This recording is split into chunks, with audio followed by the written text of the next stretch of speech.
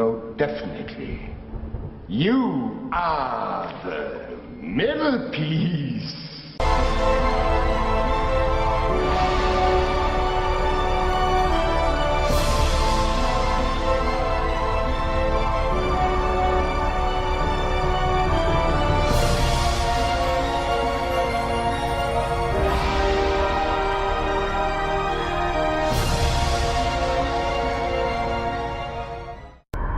The human centipede. First sequence.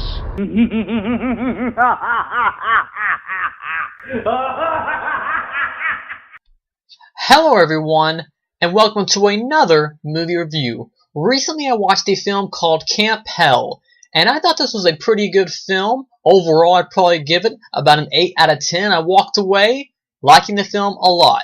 Here's what the plot is basically about. There are all these covenants going around the world, and basically what the covenant in this film is that all the people that are within these covenants want to get closer to God. They have a sort of commitment to Him where they want to throw away all these sinful things in their life, like rock music and, just those average, sinful things, and they want to pursue God and forget about their previous life and their previous sinful nature. And there's also this camp called Camp Hope, and within this camp you're sent there for about 2 weeks, and it's a camp for young men and women, and this is to make sure that the Catholic kids are fulfilling their commitment towards God. This is to make sure that they're doing that. So they're sent there to make sure they're following God, and at this camp every day they undergo several religious ceremonies, stuff like the Lord's Supper, that kind of thing. They undergo these ceremonies to make sure they're fulfilling their commitment. And while at Camp Hope, it seems that there, not to give away too many plot points or any spoilers or anything, but there is something going on at Camp Hope, and there seems to be a demonic force present while there. So that's the basic plot of Camp Hell.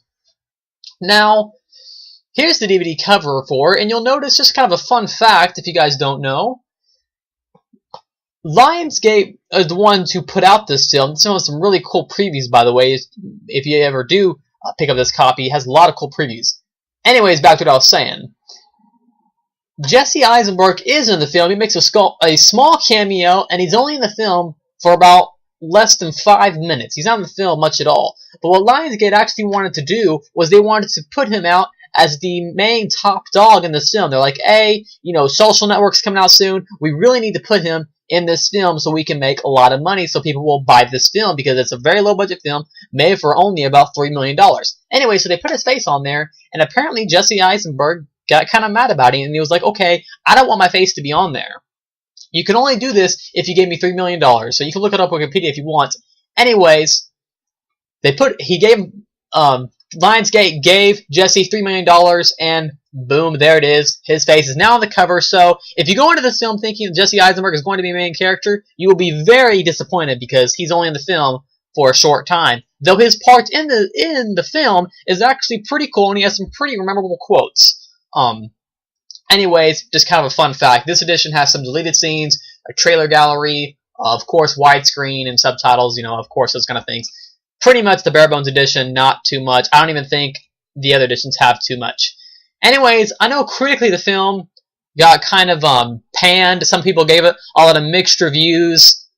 Personally, I liked the film a lot. One of the many reasons that I liked the film a lot was the makeup. Now, not to give anything away, but the makeup and the way the demon looks in the film, that was one of the coolest things about it. It was really cool, the way you would see him, the way that he would make the film rise in its tension level, just a really cool way they used the makeup in this film. One of the other many reasons I like it is a lot of times I'm attracted to those religious films where there seems to be a sort of atheist kind of thing involved, because in this film, not that the kids are atheists, because they're not, but they clearly don't want to be there. And I like that in a lot of films, where they have that sort of religious vibe going on, and where people want to turn away from the religious vibe. where people start to question, their religion, they start to question God, they start to question all these sorts of things. That's kind of the vibe of this movie. There's another movie that has that vibe a lot, and it's called 11-11-11. That's also a great film. Anyways, that's for another time. So back to what I was saying.